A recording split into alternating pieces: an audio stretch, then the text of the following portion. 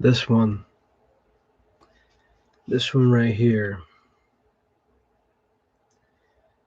It's no surprise to me because if you looked at the season, the high expectations, the guys that would do contracts, everything, everything to do with the Yankee organization. I'm very surprised going into September that this is what it came down to. I said during the 9/11 series that the Yankees and Mets played their most important game of the year, the last game of that series, because the Mets did not have the tools, and neither did the Yankees, even after everything after the trade deadline. The offense was not consistent at all, no matter who was healthy or who was the replacement. Simple as that. Defensively, this team was troubled. It took months to figure out that Gleyber Torres is a second baseman. It took them a while to figure out what was going on with Luke Voigt, and they ruined him. It took a long while to realize that there's a problem in center field because Aaron Hicks can't stay on the field for not even half a season. And no disrespect to Brett Gardner, I love him, but he shouldn't be playing every day unless they have to.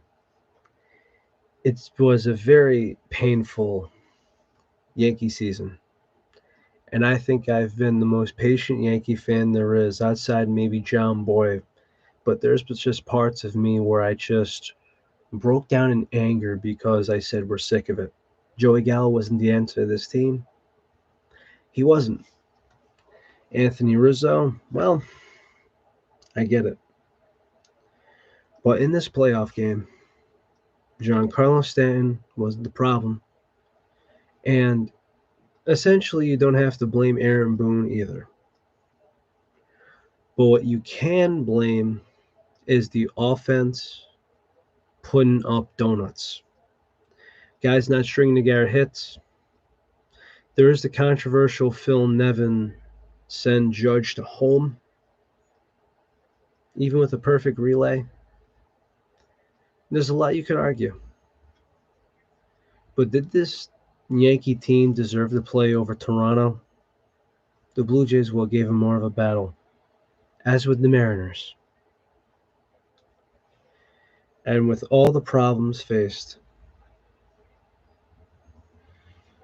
with everything that has gone on, problems in and out, doesn't matter if there's Bronxy the Turtle, even though he was a good rise there.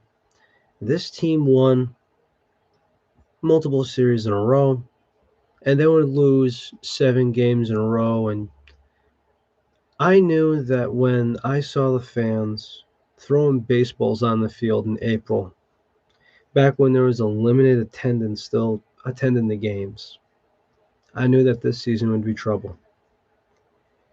And from everything that had gone on from there, the trade deadline, there were a few positive bumps in the road.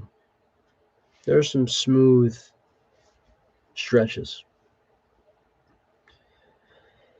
But ended all the same. Defeat. Defeat, dishonor, and there's 3 things you can expect in life: death, taxes, and disappointment. The reason why I did this live stream is to vent my whole entire feelings, particularly everyone from the old what was Undrafted Sports. And they're seeing me sulk, and they're seeing me at one of my bomb points. This was painful to watch. This was a painful season to experience. But I'm not going to cry in my bed and scream 27 rings. I'm not going to do that. Just remember, Yankee fans, Babe Ruth and Ricky Mantle are long gone. Derek Jeter owns the Marlins. And whatever you want to spew out of your mouth, pointless. So I'll rule this, and we will get to some off-season stuff later on in the off-season, probably within the next month. You're crazy if Aaron Boone stays. Phil Nevin is on the hot seat.